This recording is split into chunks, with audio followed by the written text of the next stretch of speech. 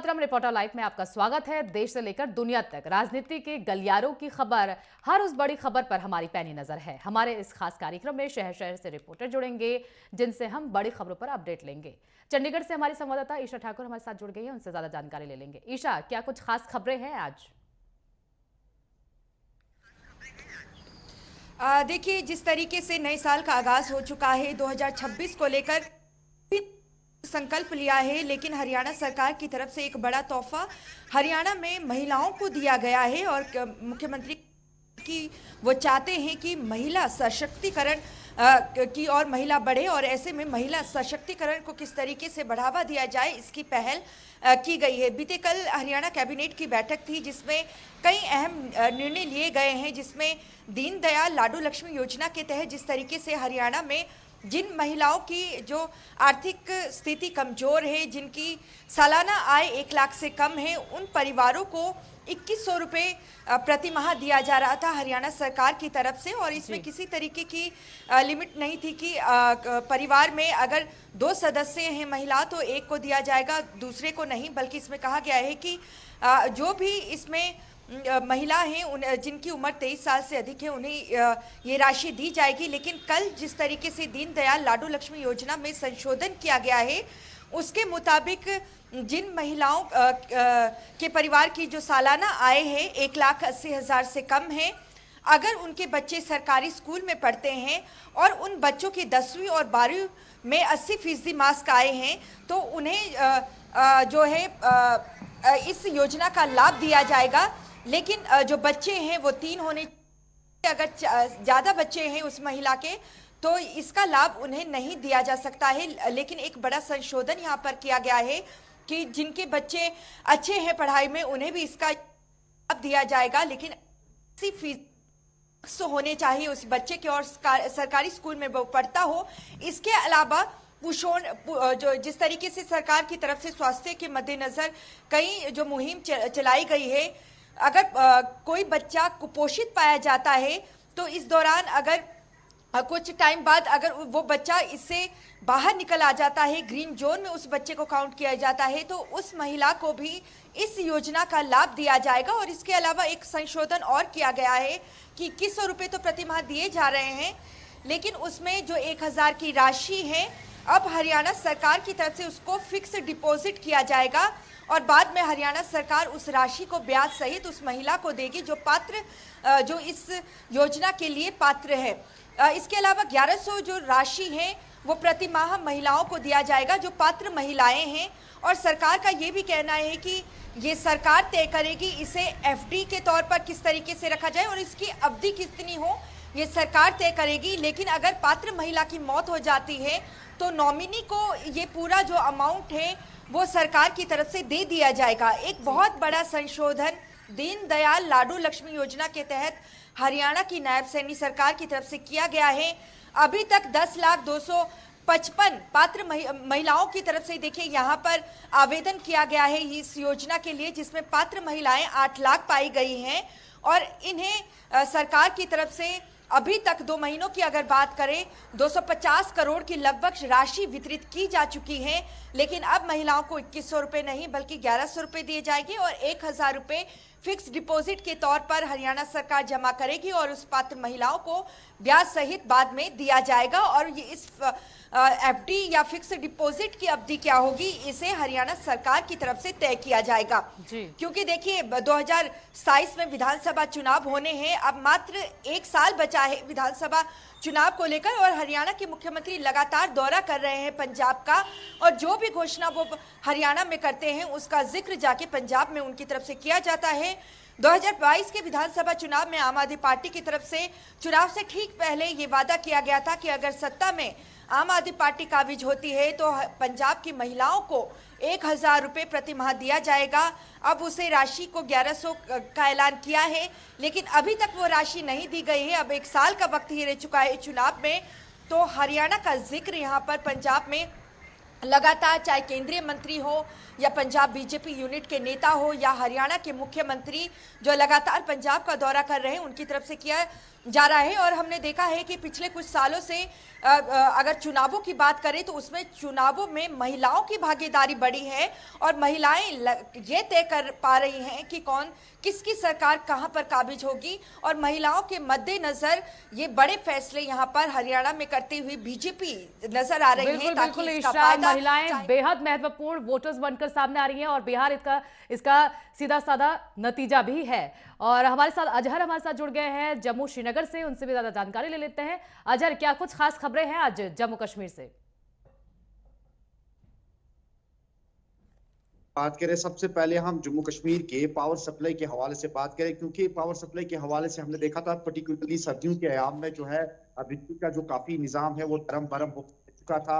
और उसके बाद में जो है गवर्नमेंट की जानिब से एक बड़ा जो है बयान वो सामने आया है कि नए साल के आगाज के साथ ही कहा कि जो बिजली का जो यहाँ पे नुकसान हो रहा है, काफी सारा नुकसान उठाना पड़ रहा है जम्मू कश्मीर गवर्नमेंट को, क्योंकि सर्दियों के अयाम में बिजली जो है बाहर से खरीदनी पड़ती है। तकरीबन 150 से 200 मेगावाट जो बाहर से खरीदना पड़ता है और उसका जो यहाँ पे उसका काफी सारा नुकसान होता है। अब जाके एक बड़ा बयान ये सामने आया है कि जिस इलाके में जो नुकसान होता है या बिजली चोरी भी वाकयात होते हैं तो उसका जो सीधा जो नुकसान है उसकी भरपाई जो कंसर्न यानी कंसर्न जो ऑफिसर्स होंगे अब उनके सैलरी से कट जाएगी। तकरीबन जो है उनके सैलरी से 50% सैलरी अब कट जाएगी। और ये स्पष्ट कहा गया है कि जिस इलाके से जो है 15% का जो नुकसान होगा या 15% का जो का नुकसान होगा तो वहां से जो के बराबर जो कटेलमेंट होगी। और इसी प्रकार से जिस इलाके से तकरीबन 15 से 40% का नुकसान होगा तो इलाके से तकरीबन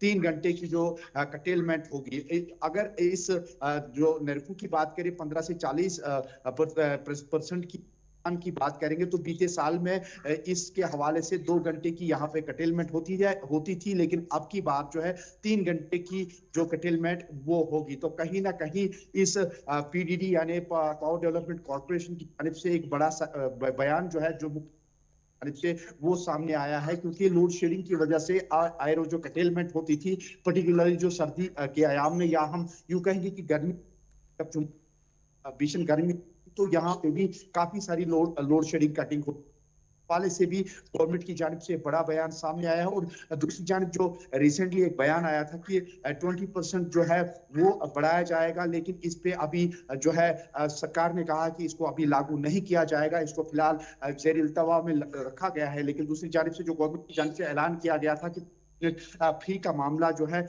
वो भी फिलहाल इसके बाद में शायद इसके बाद में अप्लाई हो सकता है। दूसरी बड़ी खबर की अगर हम बात करें दिनों में जो है गृह मंत्री से जो है मुलाकात करेंगे, एक मीटिंग करेंगे। इसके हवाले से बाज़ाब्ता तौर पे जो मिनिस्ट्री ऑफ दिल्ली से जो है बाज़ाब्ता तौर पे वहां से जो है बात हो रही है। और आने वाले दिनों में ये आशंका लगाई जा रही है चीफ मिनिस्टर जो है आने वाले दिनों में गृह मंत्री अमित शाह से मिलेंगे, क्योंकि अमित शाह अभी जो है क्वारंटाइन है, जो ही वो वापस आएंगे बाद में शेड्यूल होगा और शेड्यूल के बाद में मीटिंग होगी और मीटिंग के बाद में पहले ही जो डिस्कशन होगा और पर्टिकुलरली जो आने वाले सेशन में बजट के हवाले से भी बात होगी। दूसरी जानिब जो रिसेंटली जो कल ही सेंट्रल गवर्नमेंट की जानिब से ऐलान किया गया था कि जो ही सैलाबी सूरत के जो को राहत का पैकेज जो 900 करोड़ का पैकेज जो मिला है, जिसमें जो है सैलाब के मिलेगी, जिसमें उनके मकान भी ध्वस्त हो गए थे, किसानों के जो था उसकी भरपाई होगी। अब आने वाले दिनों में अब या इस मीटिंग बाद में सेंट्रल गवर्नमेंट की जानिब से यह आशंका लगाई जा रही है कि बजट सेशन में भी या बजट के इस मीटिंग में भी सेंट्रल गवर्नमेंट की जानिब से एक राहत का पैकेज मिल सकता है। तीसरी बड़ी खबर की अगर हम बात करें, बीती रात जो है कश्तवाड़ के इलाके में एक भीषण आग लगी और जिसके नतीजे में तकरीबन जो है 8 मकान जो है वो जलकर राख हो गए हैं। और ये आग जो है इतनी भयानक थी कि चंद घंटों के अंदर है 8 मकान जो है बिल्कुल आपकी नजर हो गए। हालांकि इसके बाद में प्रशासन की गाड़ियां भी पहुंच गई, लेकिन आग इतनी भयानक थी कि इस पे काबू पाना बहुत मुश्किल बिल्कुल था। अजहर, इसी पर आपसे ज्यादा जानकारी लूंगी। यूपी से हमारे स्टेट हेड राघवेंद्र प्रताप सिंह भी हमारे साथ जुड़ गए हैं, उनसे भी ज्यादा जानकारी ले लेते हैं। राघवेंद्र, क्या कुछ खास खबरें हैं आज उत्तर प्रदेश से?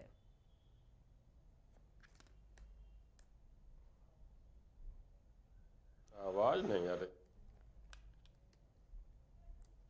ठीक है, राघवेंद्र तक हमारी आवाज नहीं पहुंच पा रही है, वापस लौटेंगे राघवेंद्र के पास। लेकिन अजहर आपके पास वापस आते हुए, देखिए अजहर, जिस तरीके से नए साल का आगाज हो गया है और इसमें आरोप प्रत्यारोप का दौर भी शुरू हो गया है, उमर अब्दुल्ला की सरकार पर अब बीजेपी के नेता आरोप लगा रहे हैं कि जो वादे किए थे वो वादे पूरे नहीं हो रहे हैं, अभी भी युवा बेरोजगार है।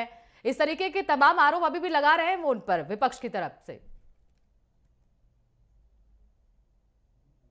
करना चाहता हूँ और उसके बाद में इस खबर पे आना चाहता हूँ, क्योंकि मैं बात कर रहा था आग की इस वारदात में, जिसमें तकरीबन 8 मकान जो है वो जलकर राख हो गए। ये किश्तवाड़ जुम्मू की बात कर रहा था, और जो आग की वारदात है वो अनुपी नगर की बात कर रहा हूँ। तो यहाँ पे भी बीती रात जो है आग नमूदार हुई, और जिसके नतीजे में तकरीबन ये बताया जा रहा है कि इसमें अभी तक पुष्टि नहीं होती, तकरीबन है उसका नुकसान हुआ है। तीसरी खबर, अगर हम आपकी जो प्रश्न का सवाल है उसके हवाले से बात करें, जिस तरीके से चीफ मिनिस्टर उमर अब्दुल्ला जो है अपने वादे, जिस तरीके से उन्होंने मैनिफेस्टो में बताया था कि 200 यूनिट बिजली जो है नौकरी के हवाले से बात की थी, और पर्टिकुलरली जो स्टेट की वापसी, यानी जम्मू कश्मीर को जिस तरीके से अब स्टेट को वापस का दर्जा जो है वापस लेने का दर्जा जो दे रही थी, लेकिन साथ ही जो है भाजपा की जानिब से कल ही हमने देखा कि अभी इलाके में है प्रशासन के खिलाफ, या हम के खिलाफ एक जोरदार प्रदर्शन किया, जिसमें था याद दिलाया कि चीफ मिनिस्टर उमर अब्दुल्ला ने जो वादे किए थे, पर्टिकुलरली जो लोगों को हाथ देने की उन्होंने बात की थी, उसमें वो पर्टिकुलरली फेल नजर आ रहे थे। इसी तरीके से अगर हम एक और खबर की बात करें कि हवाले से बात करें, तो मौसम में लगातार नए साल के आगाज के साथ ही जो बर्फबारी का सिलसिला हुआ था पहाड़ी क्षेत्र, बिल्कुल। अजहर, मैं आपसे इसी पर अपडेट लूंगी, मौसम की जानकारी आपसे लूंगी, लेकिन उससे पहले जाऊंगी राघवेंद्र आपके पास आते हुए। राघवेंद्र, क्या कुछ खास खबरें हैं आज उत्तर प्रदेश से?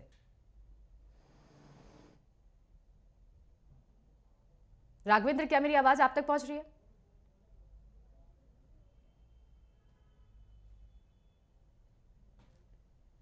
तो राघवेंद्र तक मेरी आवाज नहीं पहुंच पा रही है। मैं चाहूंगी कि पीसीआर से उनकी आवाज ठीक की जाए। अजहर, आपके पास आते हुए, अजहर, आप मौसम पर अपडेट दे रहे थे, क्या कुछ कह रहे थे आप?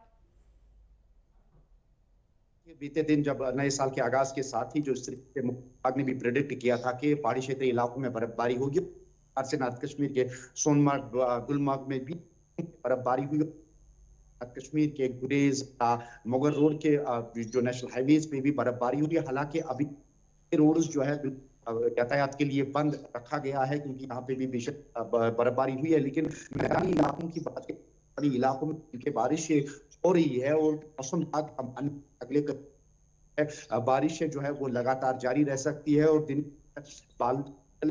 आएंगे।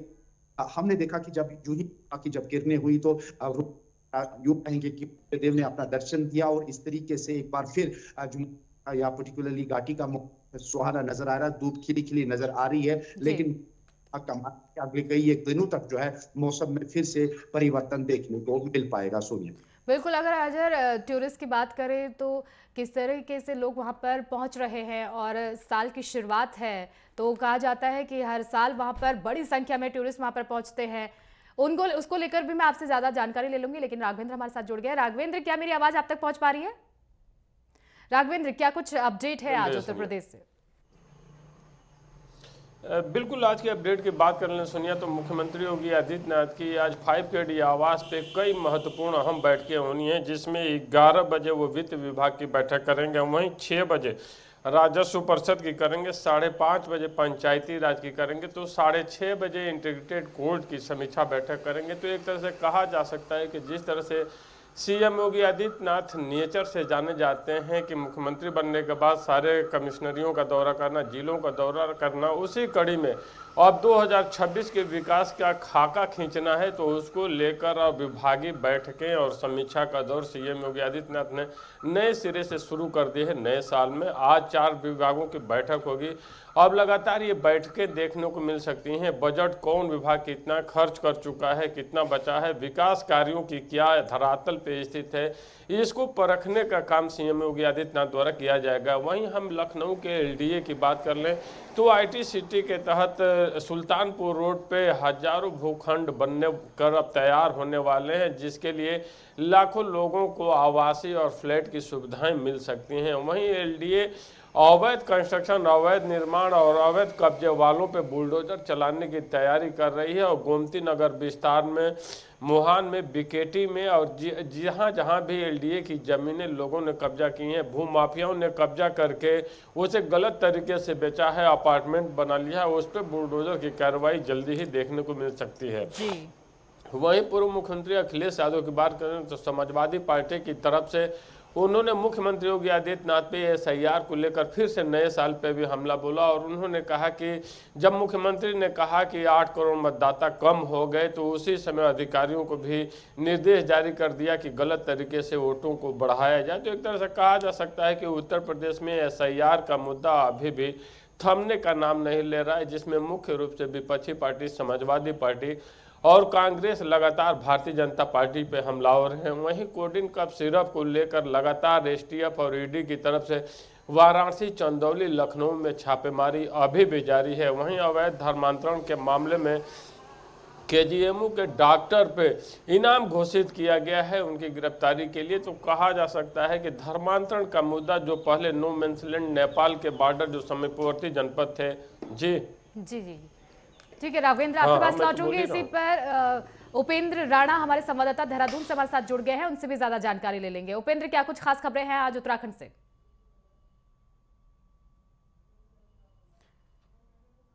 उत्तराखंड की सबसे बड़ी खबर की अगर बात की जाए तो जिस तरीके से अंकिता भंडारी हत्याकांड मामले को लेकर जो उर्मिला सनावर है उसको लेकर लगातार हरिद्वार पुलिस जो है वो खोजबीन जो है वो लगातार कर रही है, लगातार उनकी आवास पर जो है वो छापेमारी जो है वो कर रही है। कल भी हरिद्वार की टीमें जिस तरीके से सहारनपुर उनके आवास पर पहुंची थी, लेकिन वहां पर जो है वो उर्मिला वहां पर उनको नहीं मिली थी और उनके आवास पर जो है चस्पा जो है वो एफआईआर की जो है वो दर्ज कर दिया गया है कि जल्द से जल्द जो है उनको गिरफ्तार जो है वो किया जाएगा और कई थानों में उनके खिलाफ जो है वो मुकदमा भी दर्ज कर दिया गया है। दूसरी ओर जिस तरीके से भाजपा की भी मुश्किलें जो है वो बढ़ती हुई नजर आ रही है, क्योंकि जिस तरीके के आरोप उर्मिला सनावर ने भाजपा के प्रदेश प्रभारी दुष्यंत कुमार गौतम पर लगाया है, उसके बाद से जो है कई जो कार्यकर्ता हैं उन्होंने इस्तीफे भी दिए हैं। साथ ही साथ जो जिन पर जिस तरीके से जो आरोप लग रहे हैं उसको लेकर जो है इस्तीफा देने की मांग भी जो है वो लगातार पार्टी के अंदर जो है अंदर खाने बहुत चल रहा है और सूत्रों का ये मानना है कि जल्द जो है पार्टी हाईकमान की ओर से एक बड़ा फैसला जो है वो लिया जा सकता है और संगठन के तौर पर जिन पर भी आरोप लगाए जा रहे हैं उनके इस्तीफे जो है वो लिए जा सकते हैं, क्योंकि ये 2027 के विधानसभा चुनाव में भाजपा नहीं चाहती है कि विपक्ष को जो है इस पूरे मामले पर जो है वो मौका मिले, क्योंकि पूरे प्रदेश में जिस तरीके से अंकिता भंडारी हत्याकांड को लेकर जिस तरीके से काफी हंगामा जो है वो नजर आ रहा है, सोशल मीडिया से लेकर प्रदेश भर में भाजपा के पुतले जिस तरीके से जलाए जा रहे हैं, लगातार विपक्ष जो है वो सवाल उठा रहे हैं कि लगातार जो वीआईपी का नाम जो सामने आ रहा था उस पर जो है जिस तरीके से दुष्यंत कुमार गौतम पर जिस तरीके से जो आरोप लगाए जा रहे हैं, उर्मिला सनावर ने जिस तरीके से जो आरोप लगाए हैं, ऑडियो जिस तरीके से वायरल हो रहे हैं, उससे ये साफ होता है कि वीआईपी जो है वो भाजपा के प्रदेश प्रभारी है।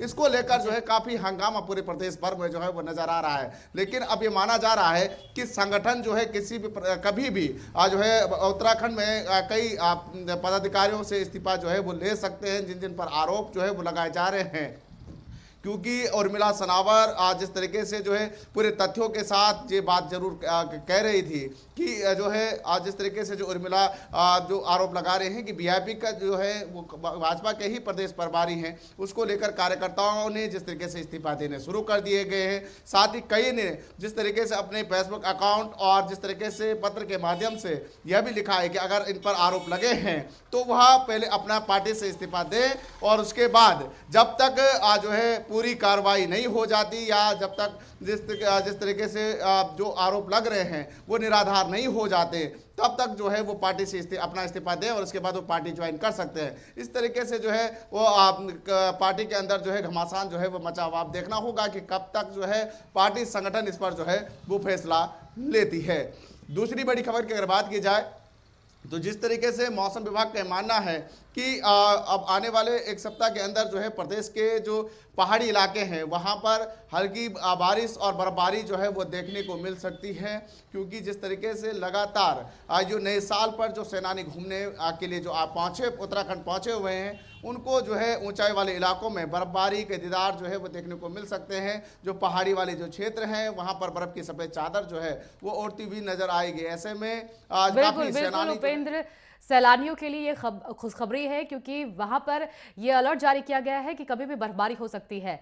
तो राजकुमार हमारे साथ जुड़ गए हैं, हमारे वरिष्ठ संवाददाता, उनसे भी ज्यादा जानकारी ले लेते हैं। क्या कुछ खास खबरें हैं राजकुमार आज?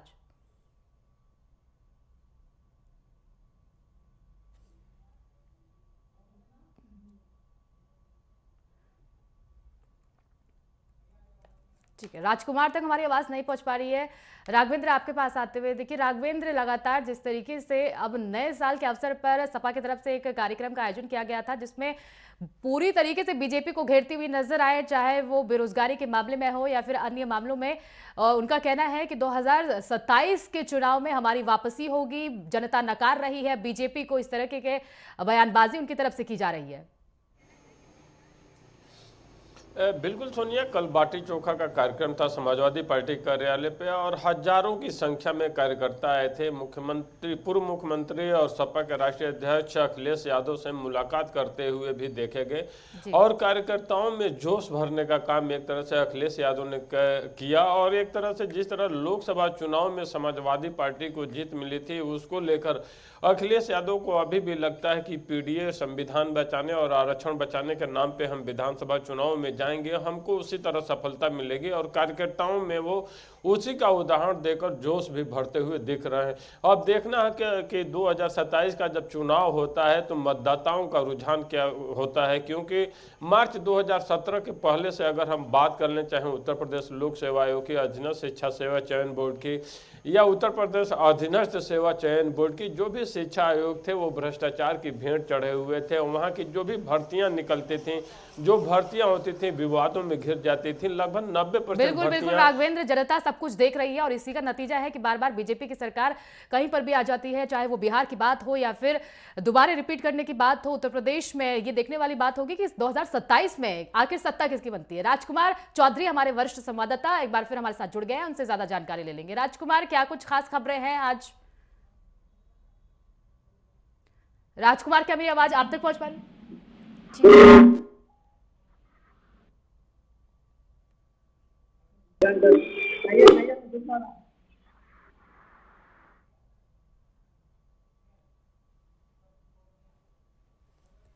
ठीक है, राजकुमार तक हमारी आवाज नहीं पहुंच पा रही है। अजर, आपके पास आते हुए, आपकी बात आधी रह गई थी। अजर, मैं चाहूंगी कि आप अपनी बातें पूरी करें।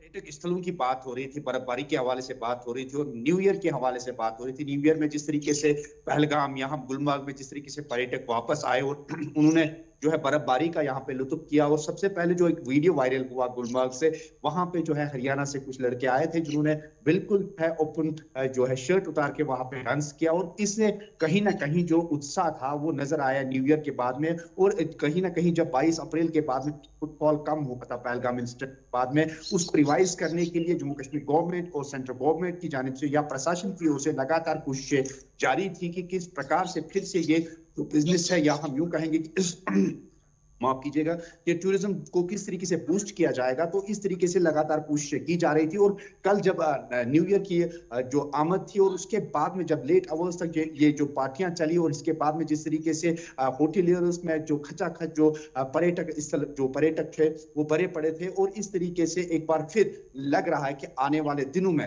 जो है पर्यटक स्थल का या पर्यटक का जो बिजनेस है, बिल्कुल अजहर, जिस तरीके से लोग वहां पर पहुंच रहे हैं, ये इसका परिणाम है कि अब लोग सुरक्षित महसूस कर रहे हैं। एक बार फिर से वहां का रुख जम्मू कश्मीर का करने लगे हैं लोग। बहुत बहुत शुक्रिया आप सभी का इन तमाम जानकारी को हमारे साथ साझा करने के लिए। फिलहाल वक्त हो गया एक छोटे से ब्रेक का। ब्रेक के बाद फौरन लौटेंगे, बंद रहिए हमारे साथ।